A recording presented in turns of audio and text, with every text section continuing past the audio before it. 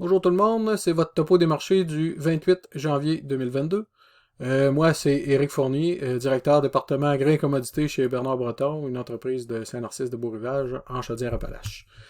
Cette semaine, beaucoup de mouvements dans les marchés, encore beaucoup de volatilité. Quand on parle de marché de météo et de politique, ça fait un cocktail assez explosif. Et c'est ce qu'on a vu, autant à la hausse qu'à la baisse. Mais ça a quand même amené beaucoup de mouvements sur les marchés. Grand gagnant de la semaine, tourteau de soya. Quand je parle de grand gagnant, c'est en termes de variation en pourcentage d'augmentation. Tout près de 5% pour le tourteau de soya. Et le grand perdant, c'est le UR. Le UR a perdu beaucoup de plumes cette semaine avec une baisse de presque 2% juste au cours de la dernière semaine. On verra pourquoi un peu plus tard dans la capsule. Comme à l'habitude, je commence avec le maïs.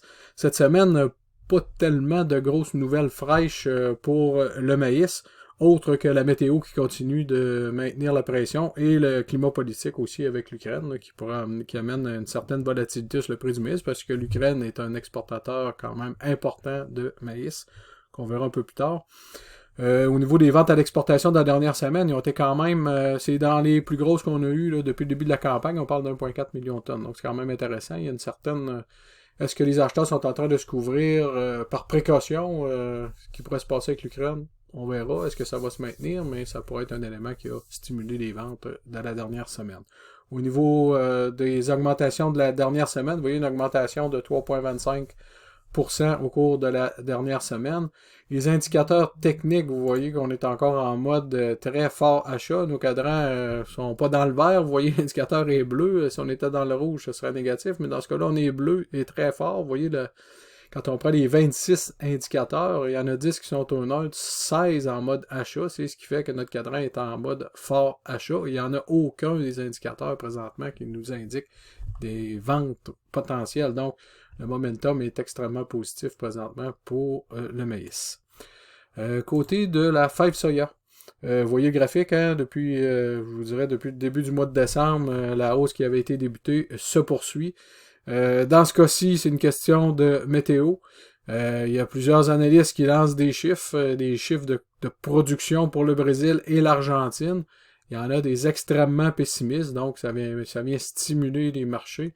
L'USDA, la semaine dernière, a coupé de quelques millions de tonnes la production du Brésil et de l'Argentine, mais les derniers chiffres de certains analystes sont plus que le double de ce que l'USDA a retranché. C'est sûr que si ça devait être le cas, ben, ça met un peu de pression. Ça met, je dirais, beaucoup de pression sur les prix, parce que vous voyez, cette semaine, on a augmenté de plus que 4% la valeur du contrat de mars dans le soya. Est-ce qu'il y avait d'autres choses pour le soya? Du côté technique, vous voyez notre petit cadran, on va aller sortir notre petit cadran ici de l'analyse technique. Hein. C'est un peu comme dans le maïs, c'est le même scénario. On est en mode fort achat. Vous voyez aucun indicateur qui commence à indiquer des modes vente, donc le momentum est extrêmement positif présentement pour le tourteau de soya. Excusez pour la bine. Maintenant, si on va dans le tourteau de soya, le gagnant de la semaine, hein, vous voyez une augmentation de presque 5%, c'est 4,86% au cours de la semaine pour ce qui est du contrat du mois de mars. Qu'est-ce qui a stimulé ces hausses de prix-là? Bien évidemment, on a parlé de la météo. Hein. Si on parle de coupure de production de soya en Argentine, qu'est-ce qu'il faut tout de suite calculer? Ça veut dire potentielle baisse de production de tourteaux de soya en Argentine. L'Argentine, vous le savez, hein, c'est le premier exportateur mondial de tourteaux de soya. Donc, s'il y a des coupures importantes de leur production, on peut s'attendre à des coupures aussi au niveau de la production de tourteaux de soya, qui fera en sorte que le tourteau de soya américain pourrait être plus en demande, ce qui permet de maintenir les prix. Et évidemment, la matière première, hein, le contrat du soya présentement est en très forte hausse, ce qui aide aussi à maintenir une pression sur les prix dans le cas du tourteau de soya. Maintenant, si on va du côté technique aussi pour le tourteau de soya, c'est un peu le même scénario. On a un indicateur présentement qui est en mode vente. On peut même aller voir lequel. Il est ici. C'est le MACD qui nous dit qu'on est en mode vente, mais par contre, tous les autres sont présentement toujours en mode achat et fort achat. Quand on fait le résumé là, des 26 ratios qui sont pris là, dans le cadran du centre, on est encore en mode fort achat, excusez. Donc, ce qui fait en sorte que sur le plan technique, le momentum est encore très fort pour des hausses dans les prochains jours, en fait, les prochaines séances. Maintenant, du côté du blé, on va regarder un peu du côté politique. Hein, c'est vraiment ça qui stimule les prix. Par contre, vous voyez qu'on a eu des fortes hausses en cours de semaine, des fortes baisses. Ça joue vraiment fortement au yo-yo. Hein. Quand on parle de politique, c'est vraiment très imprévisible. Le marché ne sait pas trop comment se positionner là-dedans. Mais vous voyez qu'au final de la semaine, hein, 0,93% d'augmentation. Donc, beaucoup de mouvements, mais pour peu de résultats, si je peux prendre cette expression-là. Donc, ça a bougé beaucoup dans le prix du blé, mais on termine la semaine à peine au-dessus de ce qu'on avait commencé lundi à l'ouverture. On parlait de l'Ukraine. Je vous ai apporté quelques chiffres concernant l'Ukraine. Je voulais regarder ça avec vous. C'est quoi ça l'Ukraine? On en parle souvent. En termes de surface cultivée, l'Ukraine, on parle de 102,5 millions d'acres, donc c'est quand même un pays, un producteur important. En termes de production de maïs, il se classe 6e au monde. En termes de blé, on se classe 9e, et en termes de soya, on se classe 9e également. Je ne l'ai pas mentionné, mais j'ai tiré ces petites images-là et ces petites statistiques-là d'un article tiré de la revue AgWeb, que je suis tombé là-dessus cette semaine. Super intéressant, c'est pour ça que je le partage avec vous. Non, c'est pas moi qui ai pondu ces graphiques-là, donc je ne veux pas prendre le mérite qui ne me revient pas. Les exportations, c'est quoi le pourcentage d'exportation qui vient de l'Ukraine par rapport aux exportations totales dans le monde? Si on prend pour le maïs, on parle ici de 16% des exportations mondiales de maïs qui sont en provenance d'Ukraine, et dans le cas du blé, c'est quand même 12%. Donc vous voyez que c'est un joueur très important pour le maïs et pour le blé. Là où ça devient intéressant, le momentum de ces exportations-là. Ce que le marché un peu anticipe, c'est qu'il pourrait y avoir un blocage au niveau des exportations de l'Ukraine si une guerre est déclenchée entre la Russie et l'Ukraine, et pour les exportations de la Russie et pour les exportations de l'Ukraine. Mais quand on regarde ce graphique-là, ce que ça nous dit, c'est que le gros des exportations se fait à la récolte, en fait. Une fois récolté, tout de suite est chargé des bateaux et on exporte. Quand on regarde les mois d'hiver, c'est des mois très, très, très tranquilles en termes d'exportation. Oui, ça va avoir un impact s'il y a une guerre qui est déclenchée, mais beaucoup moins important que si c'était à l'automne. Donc, là, ce qu'il faut se poser comme question, c'est plutôt, est-ce que si le conflit est déclenché, est-ce qu'il va se poursuivre jusqu'à là? Est-ce que ça pourrait perturber les exportations de la prochaine récolte et non celle présentement réalisée?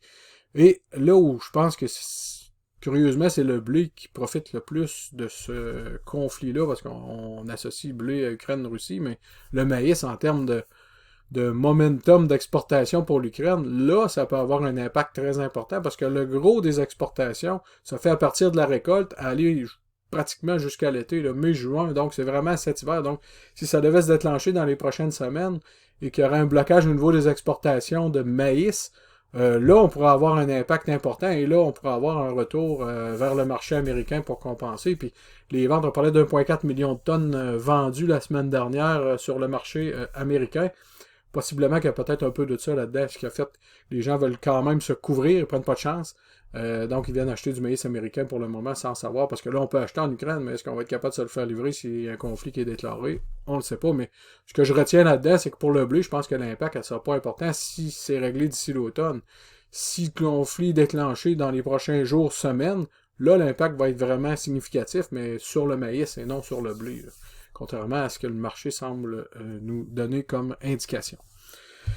Ça termine pour l'Ukraine, puis dans le bleu, côté technique, ben vous voyez que, tu sais, quand on dit des mouvements à la hausse et à la baisse, vous voyez, c'est un petit peu plus mitigé que dans le maïs et dans le soya.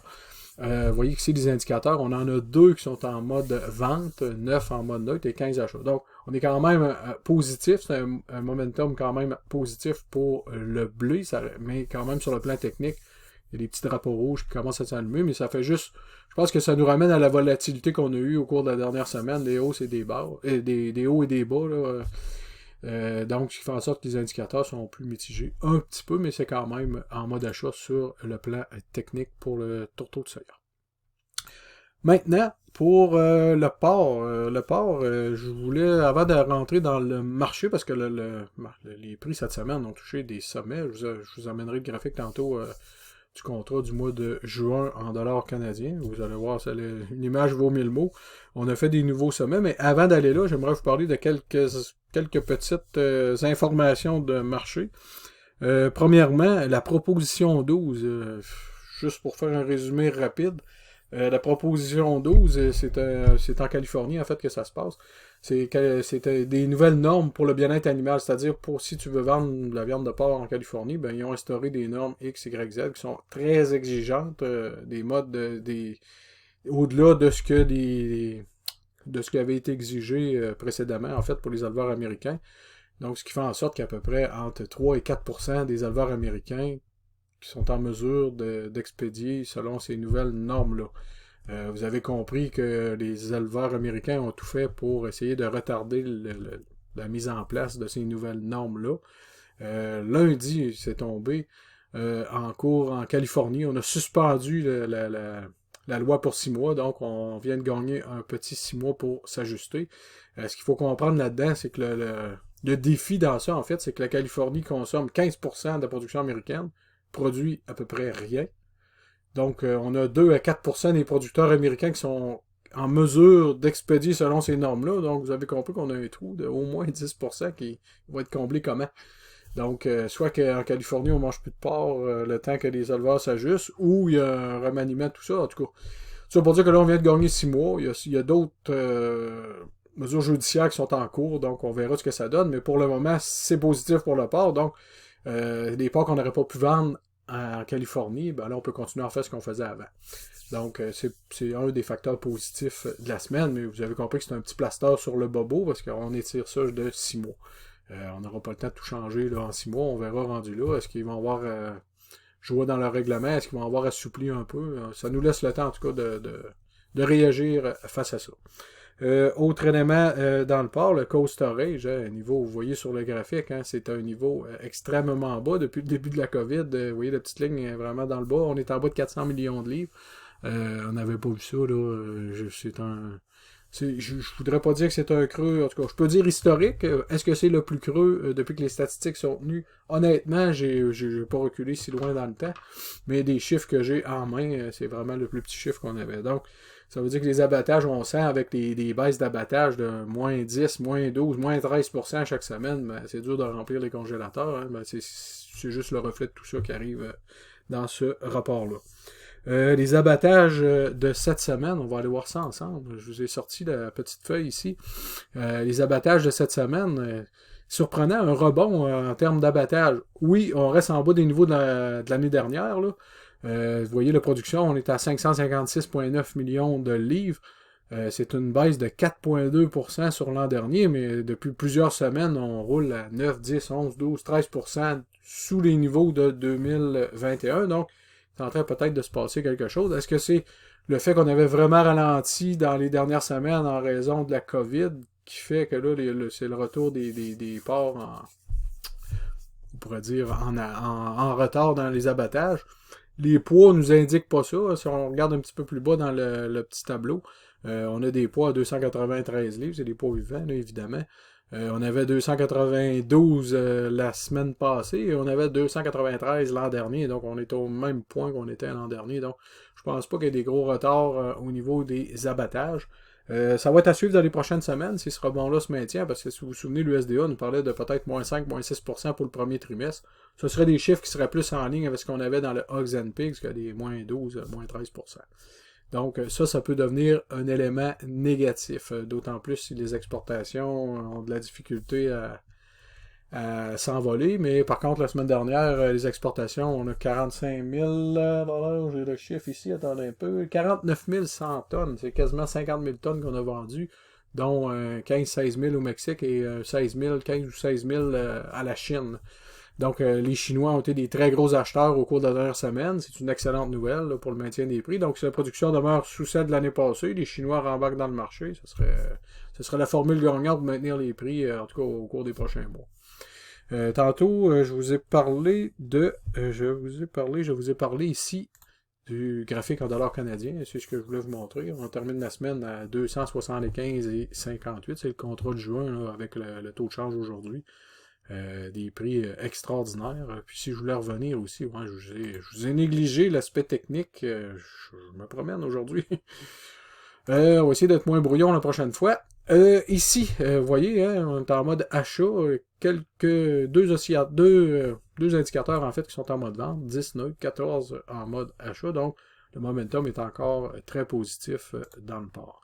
D'autant plus si on regarde le RSI ici, là, qui est qui approche du surachat, mais qui est encore sous le niveau du 70. Donc, momentum très positif présentement dans le port. On termine la semaine en hausse de 2%. Si je reviens ici à mon graphique à 275,58, c'était mon prix pour terminer la semaine pour mon contrat de juin. Coût de production cette semaine, si on revient sur une période de 12 mois, mon coût oscille à quelque part entre 235 et 237 238 du 100 kg. Le prix moyen pour la période de février 2022 à janvier 2023, ça me donne un prix à la fermeture ce soir de 242 du 100 kg. Vous avez bien compris, là, 242 du 100 kg pour une période de 12 mois. Je peux vous dire que c'est des très, très, très gros chiffres. On n'a pas vu ça souvent.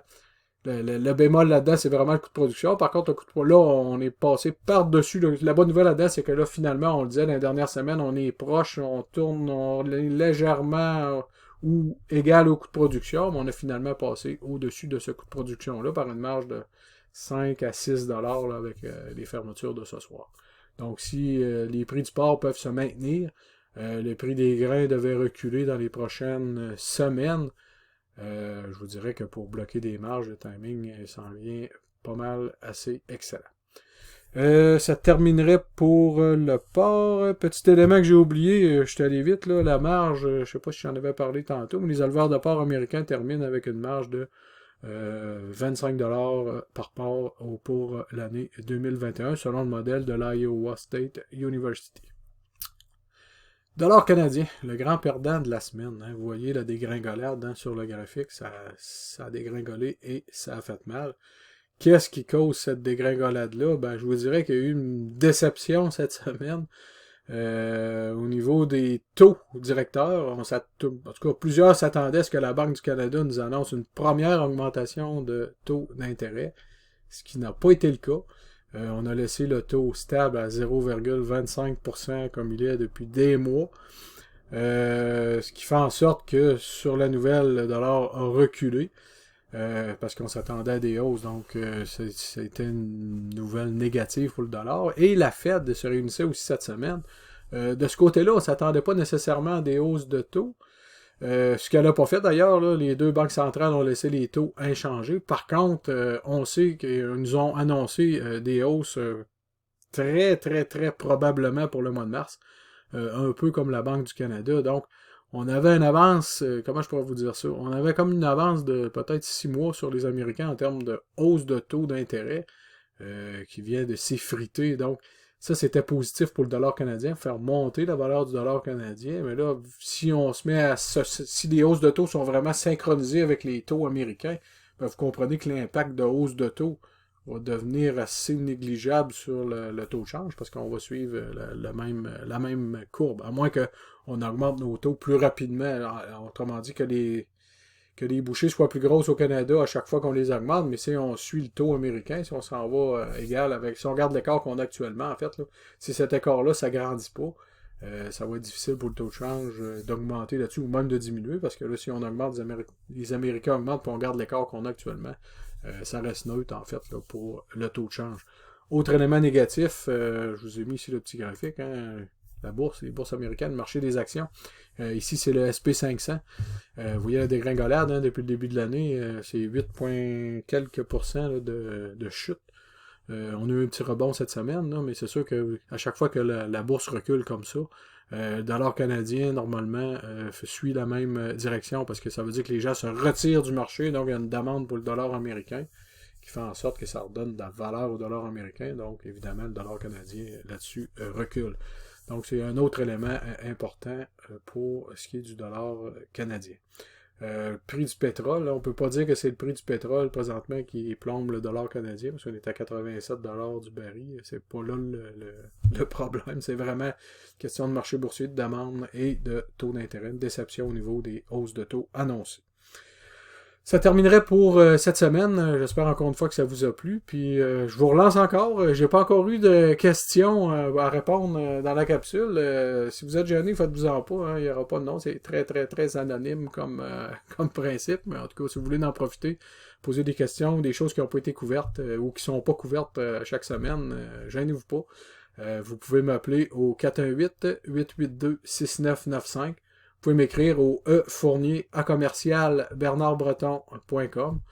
Et vous pouvez également nous laisser excusez, nous laisser un message là, directement sur notre site web.